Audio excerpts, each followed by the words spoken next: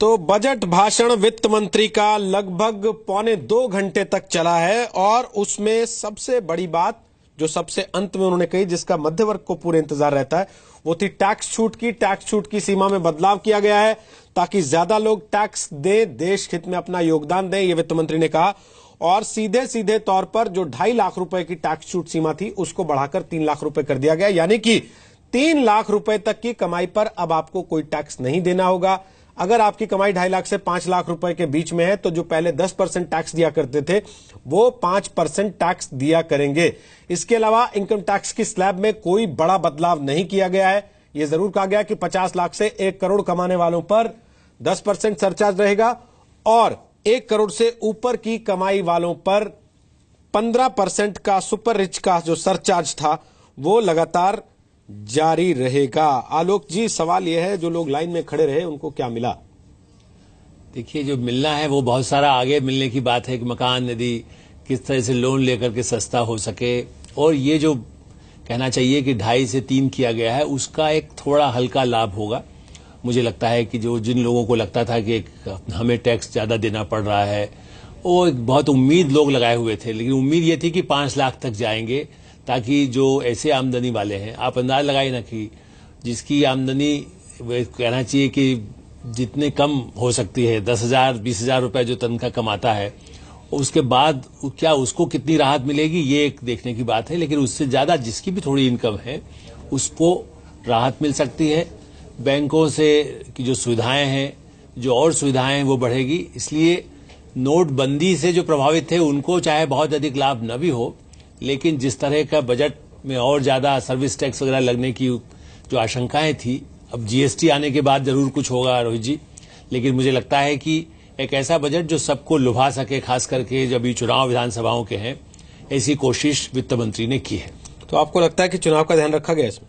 निश्चित है, लेकिन सबसे अच्छी बात है पॉलिटिकल पार्टीज के लिए, आप और हम इसी स्टूडियो में बैठकर कितनी बार जो कहते थे वो उन्होंने 20,000 जो अभी तक नगद भुगतान में जरा रहस्य रहता था, अब उसके 2,000 कर दिया। तो जनता को लगेगा कि नेताओं की भी नोटबंदी और ज्यादा आगे रहने वाली है, और ये एक बड़ा झटका कहना चाहिए कि राजनीतिक दलों के लिए हो सकता है, जो अपनी कमाई नगद दान मिलने को दिखाते थे। और उसी तरह से जनता के मन में जो एक उम्मीद थी कि राजनीतिक दलों पर कुछ नहीं होता है, नेताओं को भी इस नोटबंदी का असर होगा। चलिए, 6 लेंस से आज हम बजट दिखा रहे हैं अपने दर्शकों को। 6 लेंस का मतलब देश के अलग अलग 6 तबकों के लिए इस बजट का क्या मतलब है। किसान को क्या मिला, महिलाओं को क्या मिला, कामकाजी आय वर्ग को क्या मिला, छात्रों को क्या मिला, वो सब आप अपने स्क्रीन पर देख पाएंगे लगातार। वीके सूरी साहब हमारे साथ हैं, वो बैंकिंग एक्सपर्ट हैं। वीके सूरी साहब, हर आदमी ये जानना चाहता है उसके टैक्स में क्या बदलाव आया। आपको लगता है कोई बदलाव आएगा बड़ा, जिससे आदमी की जिंदगी में थोड़ा फर्क आ सके? देखिए, अभी फिलहाल जो रिबेट दी है वो 5 लाख तक के लोगों को दी है, और ज्यादातर जो लोग हैं, हमारी पॉपुलेशन जो है टैक्स पेएबल पे नहीं करती है, और इस ब्रैकेट में भी बहुत ज्यादा लोग हैं और उनको इसका फायदा होगा आने वाले टाइम में। जैसे आलोक जी ने कहा है, अगर घर सस्ते होते हैं, उनका इंटरेस्ट कम होता है, सड़कें बनती हैं, उनको इंफ्रास्ट्रक्चर का स्टेटस दिया गया है अफोर्डेबल हाउसिंग को, आज ये एक बहुत बड़ा उन्होंने कदम उठाया है। और ये बजट एक प्रो पीपल बजट है, प्रो कंट्री बजट है, और बजट बहुत बढ़िया है और ये वंडरफुल हो जाएगा अगर जो जो कुछ अनाउंस किया है उसका अगर 80% तक इम्प्लीमेंटेशन करवा दिया जाए। अगर इम्प्लीमेंटेशन नहीं होता है तो जो अनाउंसमेंट्स हैं स्कीम्स की, वो फिर अनाउंसमेंट्स ही रह जाएंगी। और इस बार गवर्नमेंट ने अपनी एक इंटेंशन शो किया है, अपनी एक डिजायर शो किया है कि हम जो है इम्प्लीमेंटेशन पर ज्यादा ध्यान देंगे, और वही इस वक्त जरूरी है, वही चाहिए, उसी से देश आगे बढ़ेगा। इस वक्त अगर आप टैक्स रिबेट में थोड़ी और, टैक्स के इंटरेस्ट में थोड़ा और रिबेट दे देते कि ये 5 लाख वाले से ऊपर के लिए ये टोटल 5 लाख कर दी जाए, तो फिस्कल डेफिसिट पर भी उसका फर्क पड़ता है। जरूरत इस वक्त जो है टैक्स के रिटर्न्स भरने वालों का तादाद बढ़ाने की है, उनको और लोगों को नेट में लाने की है, ना कि नेट से बाहर निकालने की है। जैसे कि 93% लोग टैक्स पे ही नहीं करते हैं, तो उनको धीरे धीरे करके उनको नेट में लाने की जरूरत है, ताकि ये ना हो कि सिर्फ 7% पर ही बोझ पड़ता रहे। उन 7% में भी सिर्फ जो छोटे वर्ग के और मीडियम क्लास के हैं उन पर बोझ बढ़ता ही रहे और उतना ही बोझ रह जाए। ये आने वाले टाइम में जो है ये कम होगा। मेरे हिसाब से it's a very good budget, provided इसका एक राइटर है कि जो अनाउंसमेंट्स किए हैं बहुत वंडरफुल है, बहुत अच्छी स्कीम्स अनाउंस हुई हैं और पहली बार कुछ चीजें अनाउंस हुई हैं, और अगर इनको इम्प्लीमेंट करवा दिया जाए तो मोदी जी का जो सपना है, जो वो चाहते हैं, जैसा जैसा अनाउंसमेंट्स किए हैं, वो शायद पूरा हो पाएगा। विजय सरदाना मेरे साथ यहाँ गए स्टूडियो में। विजय जी, क्या कहते हैं आप, पहली प्रतिक्रिया इस बजट पे? देखिए, मेरे ख्याल से बजट बैलेंस्ड है और एक जो फोकस रहा है कि tax the rich and give the relief to small, मतलब जो छोटे लोग हैं, स्मॉल मीडियम एंटरप्राइजेस और आम आदमी, दोनों पे रिलीफ है, और जो हाई नेट इन्वेस्टर्स हैं उन पे टैक्स बढ़ा है, और जो लार्ज कंपनीज हैं उन पे थोड़ा टाइटनिंग होगा। और सबसे अच्छी बात है कि पॉलिटिकल सिस्टम की सफाई भी शुरू हुई है, ये इस देश के लिए अच्छा है। मृगेंद्र जी, आपका कमेंट पहले, बजट कैसा लगा आपको? बजट में घोषणाएं बहुत हैं, उन घोषणाओं पर इम्प्लीमेंटेशन कैसा करती है सरकार, उस पर डिपेंड करेगा। साथ ही साथ गरीबों को, जो लोअर क्लास है, उसको ध्यान में रख के तैयार किया गया है। बहुत ज्यादा जो उम्मीदें थी इनकम टैक्स को लेकर के या सर्विस टैक्स की बढ़ोतरी को लेकर के, वहां कुछ नहीं हुआ है, तो ये अच्छा किया है। विजय जी, आप काफी नाराज थे, आपको लग रहा था कि सरकार जो बातें कह रही है वो बातें ही रह जाती है। आपको लगता है बजट में भी बहुत सारी ऐसी चीजें हैं जिनको आपने लागू किया या नहीं किया, वो किस हद तक लागू हुई, वो थ्योरेटिकल पार्ट ज्यादा, प्रैक्टिकल कम? नहीं, ये वही बात आती है इम्प्लीमेंटेशन की। जैसे एक सबसे बड़ा मुद्दा है किसानों को लेके हम बात कर रहे थे, इस बजट में कमोडिटी मार्केट्स में स्पॉट मार्केट, फ्यूचर्स मार्केट और ई नाम, इनको इंटीग्रेट करके किसानों के लिए मार्केट बनाने की बात है। ये बहुत बड़ा पॉलिटिकल चैलेंज है, क्योंकि एग्रीकल्चर स्टेट सब्जेक्ट है। इंटेंशन बड़ी अच्छी दिखाई गई है, लेकिन क्या हो पाएगा, ये एक बहुत बड़ा पॉलिटिकल मुद्दा है किसानों के हित में। आज ये हमें इस पे अगर डिटेल में चर्चा की जाए तो यहां मुद्दे बहुत हैं। दूसरा जो पॉजिटिव ट्रेंड है वो है कि स्मॉल स्केल इंडस्ट्रीज को प्रमोट किया गया है, उसमें टैक्स इंसेंटिव दिए गए हैं, तो हो सकता है कि बहुत सारी large companies small scale companies को आउटसोर्स करें, ताकि दोनों तरफ का फायदा मिले। तीसरा जो सबसे अच्छी बात है कि जो मिडिल क्लास या लोअर मिडिल क्लास है, उन पे जो टैक्स रिबेट दिया गया डायरेक्ट टैक्सेस में, वो एक अच्छा कदम है। और जैसा मैंने कहा कि एक पॉलिटिकल सिस्टम की सफाई की बात शुरू हुई है, ये अच्छी बात है। तो तीन चीजें मेरे को बहुत क्लियरली अच्छा दिख रहे हैं। जो सबसे बड़ा जो मुझे चैलेंज दिख रहा है, जो इस देश के लिए बहुत जरूरी है, वो है एग्रीकल्चर रिफॉर्म्स, खासकर जो एग्रीकल्चर मार्केटिंग रिफॉर्म्स। और इंटेंशन बड़ा अच्छा है, ये हम हमेशा से डिमांड करते रहे हैं कि 3-3 मार्केट्स पैरेलल चल रही है, किसानों को कुछ नहीं मिल रहा। आज अगर इंटीग्रेशन होता है, किसानों का फायदा होता है और कंज्यूमर को सही प्राइस मिलता है, किसान का राइट प्राइस डिस्कवरी होता है, मेरे ख्याल से रूरल इकोनॉमी के लिए एक बहुत बड़ा डेवलपमेंट स्टेप होगा। लेकिन क्या ये कर पाएंगे, क्या पॉलिटिकल विल पावर है इसको करने की? तो मुझे लगता है जब पॉलिटिकल क्लीनिंग होगा, क्योंकि बहुत सारा इस तरह का कमोडिटी मार्केट का पैसा जो सरप्लस जनरेट होता था ब्लैक में, वो पॉलिटिकल फंडिंग में जाता था। क्योंकि अब पॉलिटिकल फंडिंग ट्रांसपेरेंट हो रही है, तो मुझे लगता है उस तरह के प्रेशर्स थोड़े कम होंगे एग्रीकल्चर मार्केट्स और कमोडिटी मार्केट्स में। और अगर गवर्नमेंट अपनी विल पावर दिखाती है, तो ये एक बहुत बड़ा कदम होगा रूरल इकोनॉमी को रिफॉर्म करने के लिए। हमारे साथ योगेंद्र कपूर साहब हैं, टैक्स एक्सपर्ट हैं। एक बार उनसे सीधे पूछते हैं, क्योंकि बहुत सारे दर्शक योगेंद्र कपूर साहब बजट का पूरा भाषण सुनते ही इसलिए ताकि खत्म हो तो उनको ये पता लग सके कि पहले जो टैक्स दे रहे थे उसमें कितना बदलाव आ जाएगा, उनकी जेब में अब कितने एक्स्ट्रा पैसे बच जाएंगे, और अगर सीधे नहीं बचेंगे तो उनको बचाने का तरीका क्या होगा, रास्ता क्या होगा। योगेंद्र, मेरी आवाज आपको शायद नहीं आ रही है, मुझे बताया गया। मृगेंद्र साहब, आप थोड़ी रोशनी डाल पाएंगे इस पे? जी जरूर रोहित जी। एक तो जिस तरीके से इनकम टैक्स के स्लैब में जो बदलाव उन्होंने किया है, 10% से 5% की जगह पे लेके आए, तो डेफिनेटली उसमें टैक्स नेट बढ़ेगा। ज्यादा से ज्यादा लोगों को उसमें उनको उत्साहित होंगे वो अपना इनकम टैक्स डिक्लेयर करने के लिए। दूसरी तरफ इस पूरे बजट की एक विशेष बात आपने ध्यान दी होगी कि इंफ्रास्ट्रक्चर पे बहुत जोर दिया गया है। Overall road, rail, port and आपका टेलीकॉम एंड इलेक्ट्रिसिटी, उन सब पे तकरीबन 4 लाख करोड़ रुपए का बजट एलोकेशन किया गया है। तो अगर एक्चुअली इस साल भर में ये काम करके दिखाते हैं, तो इंफ्रा के लेवल पे हम इस देश में बहुत आगे तक जा सकते हैं। ये एक बड़ा कदम इसमें उठाया गया है। दूसरा, डिफेंस का सेक्टर अगर आप देखिए, 2,47,000 करोड़ का जो एलोकेशन उसमें किया है, ये अपने आप में एक बहुत बड़ा एलोकेशन है, और इसमें पेंशन को इंक्लूड नहीं किया है। तो ये भी एक बड़ा एलोकेशन यहाँ पे किया गया है। विजय जी, कुछ और चीजें जो आपको लगता है रोशनी डालनी चाहिए? देखिए, निश्चित रूप से अभी जो सबसे अच्छी बात है वो है हेल्थ केयर को लेके। कोशिश ये की गई है कि हम इसमें जेनेरिक मेडिसिन को प्रमोट करें।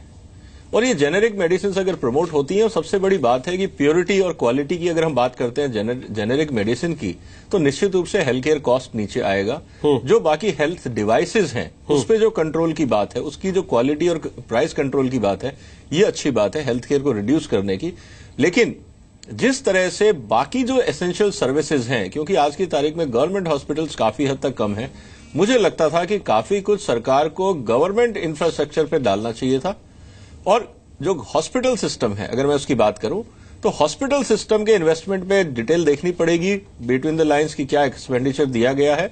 2 एम्स जरूर, एक गुजरात में और एक छत्तीसगढ़ में, मेरे को लगता है बीजेपी स्टेट्स को गिफ्ट मिले हैं। लेकिन मुझे लगता है कि एम्स जैसे इंस्टीट्यूट कम से कम 10 और चाहिए इस देश में, जो क्रिटिकल इलनेस को ध्यान रख सके। क्योंकि अगर आप इस देश में खाना नहीं दे पा रहे, साफ पानी नहीं दे पा रहे, तो अगर आप साफ पानी नहीं दे पाएंगे और अच्छा खाना नहीं दे पाएंगे, तो हॉस्पिटल तो चाहिए आपको। ठीक है, एक चीज जल्दी से बता दें अपने दर्शकों को, जो हमारे टैक्स एक्सपर्ट्स ने कैलकुलेट किया है, वो ये है कि 3 लाख रुपए तक की कमाई पर अब आपको कोई टैक्स नहीं देना पड़ेगा।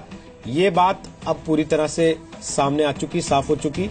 3 से 5 लाख रुपए तक की कमाई पर अब आपको 5% टैक्स देना होगा। जो पहले 10% आपकी कमाई का टैक्स लगता था, वो अब 5% हो गया, यानी कि जो टैक्स आप देते थे वो आधा हो जाएगा लगभग। इस तरीके की स्थिति हो सकती है 5 लाख तक की आय पर टैक्स में। आपको बता दें हमारे साथ इस वक्त गायिका आ गई हैं अनुराधा पौडवाल, हम उनसे भी बात कर सकते हैं। अनुराधा जी, बजट से जैसी उम्मीदें आपको थी वैसा ही बजट आपको मिला, या आपको लगता है कि कुछ और चीजें आप एक्सपेक्ट कर रही थी जो नहीं आई, एक कलाकार के तौर पे भी, एक महिला, एक गृहिणी के तौर पे भी? नहीं, I think the budget is well thought of, और आई एम श्योर कि सभी को इस बजट से खुशी होनी चाहिए। आपको लगता है कुछ नोटबंदी जो इतने दिन झेली लोगों ने, उसका इनाम मिला लोगों को? लोगों का मुझे पता नहीं है, लेकिन जितने 3 महीने इस नोटबंदी के चक्कर में गए हैं, तो पैसे कमाने का शौक मेरा तो खत्म हो गया है, और सारी जो मोह था वो सब हट गया है, बिकॉज उसी में उलझे रहे। सो आई थिंक, बट नहीं, ये बिल्कुल सच बात बोल रही हूँ मैं, क्योंकि हार्डली कुछ काम कर पाए, बस उसी चक्कर में आज क्या 500 की नोट बंद होती है, आज कौन सी नोट बंद होती है, इसी चक्कर में रहे। But all in all I think it's a well thought of. देखिए, वो कह रही है नोट का मोह चला गया। आलोक जी, आपको लगता है कि अब राजनीतिक पार्टियों का नोट का मोह छुड़ाना चाहती है सरकार? नहीं, देखिए, नोट का मोह तो इतनी जल्दी तो नहीं छूटेगा रोहित जी, आप दुनिया के मुल्कों में आप देख रहे हैं। लेकिन मैं एक बात जोड़ूंगा कि विदेशी पूंजी लगाए जाने पर भी एक जोर दिया गया है, और जो बोर्ड उसको अभी क्लियर करता था, काफी हद तक उसको सरल, इसका मतलब है इंफ्रास्ट्रक्चर की बात अभी जो अपने विशेषज्ञ कर रहे थे, उसमें बड़े पैमाने पर आपको पूंजी की जरूरत होगी। और इसलिए देखना ये होगा कि जो हमने इसको जितना आसान बना रहे हैं, उतना विदेशी लोग हमारे माहौल को ऐसा देखें जिससे कि लोग पैसा लगा सकें।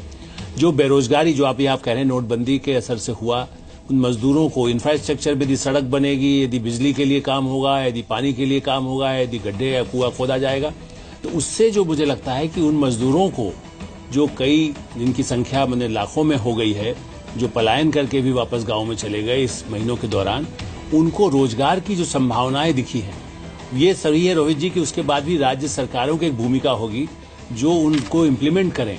क्योंकि रोजगार देने का काम, मैंने यदि सड़क भी बन रही है तो जल्दी कैसे पास हो, नगर निगम से लेकर राज्य सरकारों तक की छूट हो, तो ये क्रियान्वयन होना, प्रावधान बहुत अच्छे हैं सारी योजनाओं में। इंफ्रास्ट्रक्चर में बहुत सही बात कही गई कि 4 लाख करोड़ यदि लगाना है तो उसके लिए, लेकिन लोग उसको क्रियान्वित करने में जितनी जल्दी, चूंकि बजट भी पहले आ गया है, अप्रैल से यदि लागू होना शुरू होगा, जो छोटे उद्योगों के लिए जो सुविधाओं की बात, टैक्स पे कुछ छूट की सुविधाएं की बात कही गई है, उनको यदि कर्ज में भी मान लो जो नए स्टार्टअप्स हैं उनको सुविधा दी गई है, तो रोजगार के अवसर, जो प्राथमिकता जो हम इसके पहले बजट रखने से पहले भी बात कर रहे थे, रोजगार जहां कम हो गया था उसे रोजगार को बढ़ाना, और उसी तरह से इंफ्रास्ट्रक्चर में जहां जहां जैसा लक्ष्य रखा गया है कि बिजली हर गांव को मिलने का लक्ष्य 2018 तक पूरा होगा, ये एक बहुत बड़ा क्रांतिकारी कदम होगा यदि उन गांवों में रोशनी मिले और पीने का पानी शुद्ध मिलने के लिए योजनाएं आगे बढ़ सके। आपको लगता है विजय जी, लोगों को कम से कम ये बात अच्छी लगेगी कि जो वो कह रहे हैं राजनीतिक पार्टियां अब 2000 रुपए से ज्यादा कैश में नहीं ले पाएंगी? एक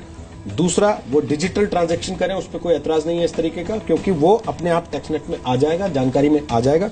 और तीसरा ये जो इलेक्टोरल बॉन्ड्स नहीं ना उन पर एक जो ये कि उसमें टैक्स जानकारी की में सुविधा, हाँ, बस जानकारी रहेगी, जानकारी में आ जाएगा कि छुपाया नहीं रह सकेगा कि किसने कितना पैसा दिया, वो टैक्स नहीं देती है। लेकिन जो वहां दे आता है सर, चंदा चढ़ा के आता है, चढ़ावा चढ़ा के आता है, वो टैक्स शूट कहीं ना कहीं से अपने लिए जुटा लेता है। और तीसरी जो उन्होंने इलेक्टोरल बॉन्ड्स की बात कही है, ये अपने आप में एक नया सुधार है। निश्चित रूप से देखिए, तीनों चीजें बड़ी अच्छी हैं और यही हम कह रहे थे कि अगर आज आप कैश ट्रांसफर करते हैं पॉलिटिकल पार्टीज को, तो कोई भी आदमी किसी भी पॉलिटिकल पार्टी को अगर पैसा देता है तो बदले में कुछ उम्मीद करता है। अगर political parties election fund cash में जनरेट करेंगी तो जिसने उसको इलेक्शन फंडिंग दिया उसको वो रीपे किस रूप में करेंगी? या तो सिस्टम में डिस्टॉर्ट करके, या वो आदमी सिस्टम को करप्ट करेगा और उसमें से कुछ रास्ता निकालेगा, या उस पे कुछ ऐसा प्रेशर डालेगा पॉलिटिकल सिस्टम पे कि उसके इंसेंटिव्स या उसके बेनिफिट्स बढ़े। क्योंकि पैसा फ्री किसी के लिए नहीं है। जो भी इंडस्ट्रियलिस्ट भी पैसा देगा, अगर आज 1000 करोड़ रुपए भी पॉलिटिकल फंडिंग देता है तो उम्मीद करता है कि मुझे कम से कम 3000 करोड़ डायरेक्टली इनडायरेक्टली एडिशनल मिले, अदर देन माई फेयर बिजनेस डील्स। ये इंपॉर्टेंट चीज है। अगर आज चीज ट्रांसपेरेंट होती है, कल को ये चीज ऑडिट में आती है, आरटीआई के माध्यम से हम ये भी जान सकेंगे पॉलिटिकल पार्टीज को, वो आना भी जरूरी है कि एक मुद्दा क्या पॉलिटिकल पार्टीज आरटीआई के दायरे में आएंगी। क्योंकि अगर मैं ये जानना चाहूं कि कितने लोगों ने आपको इवन इलेक्ट्रॉनिकली पैसा दिया, क्या ये मैं जानकारी ले पाऊंगा? अगर ये जानकारी नहीं मिलती है तो फिर भी इस सिस्टम का मिसयूज हो सकता है। तो इसीलिए ये सिस्टम बड़ा अच्छा है। आपने ट्रांसपेरेंसी, डॉक्यूमेंटेशन स्ट्रेंथन किया है पॉलिटिकल पार्टीज के लिए, लेकिन जवाबदेही अभी भी बाकी है। क्या as a citizen of India, as a voter of India, मैं ये जान सकता हूं कि किस पॉलिटिकल पार्टी को कितना पैसा कहां से मिला? अगर ये नहीं है तो वो इन्फॉर्मेशन भी फिर उसका इफेक्टिवनेस कम होगा।